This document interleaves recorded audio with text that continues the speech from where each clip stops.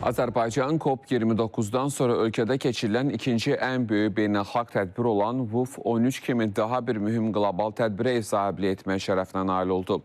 Biz bütün iştirakçıları, tərəfdaşları və BMT ailəsi, xüsusilə də UN Habitatı uğurlu və nəticə yönümlü WUF-13 münasibətilə təbrik edirik. Bu sözlər Prezident İlham Əliyevin sosial media hesabında WUF-13 ilə bağlı edilən paylaşımında yer alıb. Qeyd olunur ki, təxminən 60 min iştirakçının rekord sayı ilə WUF-13 tarixə ən böyük ümumdünya şəhərsalma forumu kimi düşdü. Aparılan zəngin və tərəfli müzakirələr iki mühüm yekun sənədin, sədrin xülasəsi və Bakı fəaliyyətə çağırış sənədinin qəbul olunması ilə nəticələndi.